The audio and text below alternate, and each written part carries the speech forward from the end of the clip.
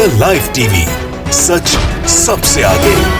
नमस्कार, आप देख रहे हैं द लाइव टीवी। आपके साथ में हूं भुवन शर्मा। दोस्तों, इस वक्त देश में गिद्धों की मौज ही मौज है। सत्ता शीर्ष अपने मूर्खा विलास में व्यस्त है, मूर्खाधिपति अपने महल निर्माण में पस्त हैं और बेचारी जनता अपनी जान खुद बचाने में व्यस्त है।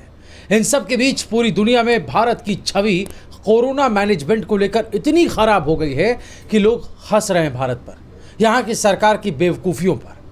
क्योंकि भारत में जब कोरोना की दूसरी लहर की चपेट में आकर हजारों लोग मर रहे थे, तब सरकार राजनीतिक और धार्मिक आयोजन करवाने में बिजी थी, व्यस्त थी। अभी तक तो ये बातें हम आप भारत में विपक्ष के लोग और कुछ गिने चुने थोड़े बहुत स्वतंत्र पत्रकार उठा रहे थे, लेकिन अब यही बात कमोबेश WHO ने भी बोल दी है। इस खबर को आप पढ़िए दोस्तों। लिखा है, भारत में धार्मिक और राजनीतिक कार्यक्रम भी कोरोना प्रसार में बढ़ोतरी की वजह बने। अब जरा ये पढ़िए। लिखा है कि कोरोना की दूसरी लहर से थोड़े दिन पहले देश के 5 राज्यों में हुए विधानसभा चुनाव में सभी राजनीतिक पार्टियों ने कई रैलियां और जनसभाएं की थी। वहीं हरिद्वार में कुंभ मेला 2021 का भी आयोजन किया गया था, जहां से कोविड-19 नियमों के अनदेखी के मामले सामने आए थे। खास बात तो यह है कि इतने खतरनाक वेरिएंट का पता होते हुए भी इसे रोकने के लिए इस सरकार ने कुछ नहीं किया दोस्तों। इस बात का जिक्र भी भली भांति इस रिपोर्ट में किया गया, आप साफ तौर पर देख सकते हैं। ये देखिए, रिपोर्ट में ये कहा गया है कि भारत में कोरोना के मामले और बढ़ती मौतों की संख्या के पीछे B1617 और B117 जैसे वेरिएंट जिम्मेदार हैं, लेकिन सरकार ने पता चलने के बाद भी इन वेरिएंट्स को रोकने के लिए कोई ज़रूरी एक्शन नहीं लिया। वो नज़ारा हम दोस्तों कैसे भुला सकते हैं। 5 राज्यों और एक केंद्र शासित प्रदेश में हुए विधानसभा चुनाव या फिर कुंभ मेले का आयोजन, लाखों की भीड़ में लोग एक दूसरे से सटे जा रहे थे। उत्तर प्रदेश के पंचायत चुनाव के बाद तो राज्य के ग्रामीण इलाकों पर भी कोरोना से हाहाकार मचा हुआ है। नदी नालों में लाशें मिलने का सिलसिला जारी। बहरहाल, मोदी सरकार की लापरवाही की ये कहानी दरअसल यहाँ से शुरू नहीं होती दोस्तों।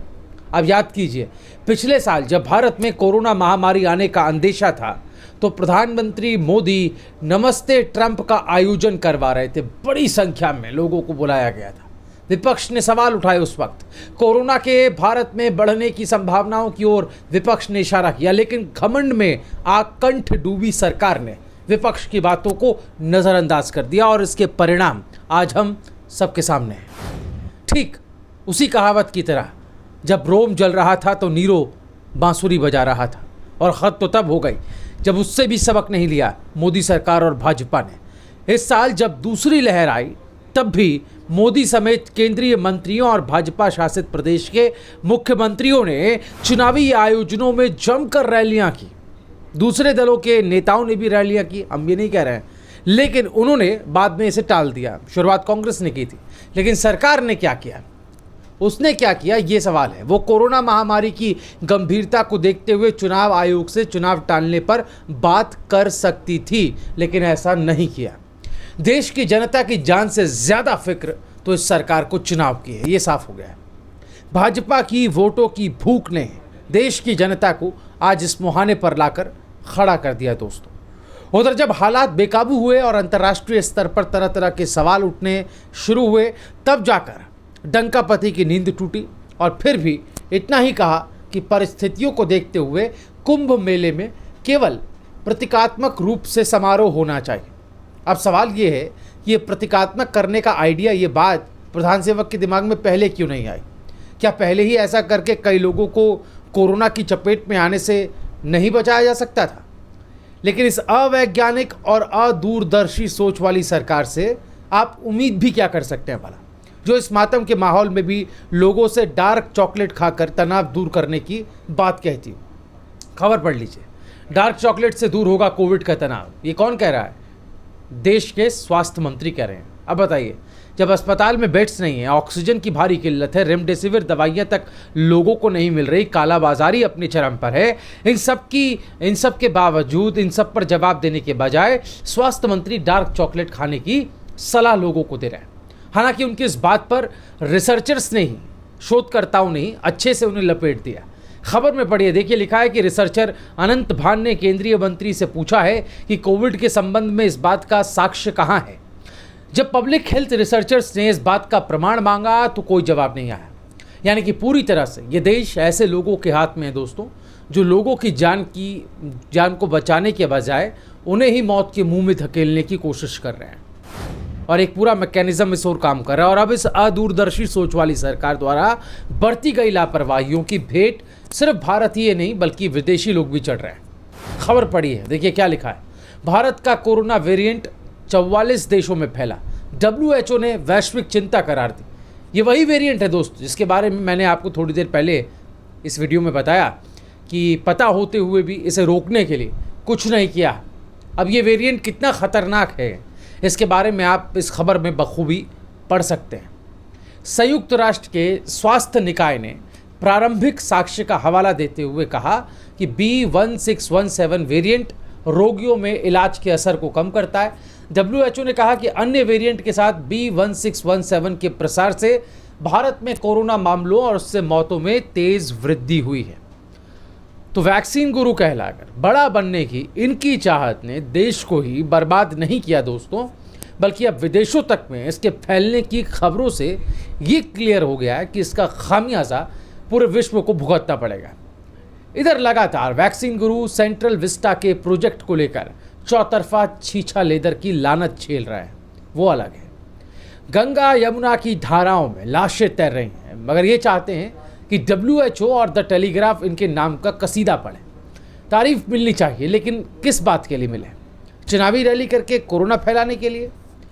कुंभ आयोजित करके आम लोगों को मौत के मुंह में झोंक देने के लिए? दुनिया में तारीफ करवाने की डंकापति की तमन्ना अब क्रूर कुंठा में तब्दील हो गई दोस्तों। इस बर्बरता की कल्पना कीजिए, हिंदुस्तान की विशाल नदियों में लाशें उफना रही हैं, मगर सरकार में बैठे लोग किसी बोगस वेबसाइट पर प्रधानमंत्री की तारीफ में झूठ से भरा लेख लिख रहे हैं। और पूरी IT बिरादरी, IT ब्रिगेड जो है इसे फैलाने में लगी हुई है। और जो अंधभक्त हैं वो एक तरीके से इसी में आत्ममुग्ध होकर या मंत्रमुग्ध होकर फंसे हुए हैं। दोस्तों मैं फिर वही कहूँगा जो बात हम शुरुआत से कह रहे हैं, जिस तरीके की स्थिति इस वक्त देश में बनी हुई है, ऐसे हालात में, ऐसी परिस्थिति में जब लोगों की जानें जा रही हैं, तब भी ये सरकार उल्टे सीधे बयानात देकर अपनी फजीहत करा रही है। और अब मामला सिर्फ भारत की सरहद के भीतर का नहीं रह गया, मामला जो है वो दूसरे देशों का भी है, विश्व के दूसरे मुल्कों का भी है, जहां अभी जैसे मैंने बताया WHO की ये रिपोर्ट है 44 देशों में भारत का वेरिएंट पहुंच गया है, जो कि अपने आप में बहुत ज़्यादा खतरनाक है। भारत में तो उसका प्रकोप देख ही रहे हैं आप। लेकिन ऐसे वक्त में आप खुद को वैक्सीन गुरु कहलाते हैं, बाहर वैक्सीन बांट देते हैं, देश के लोगों के लिए वैक्सीन होती नहीं है।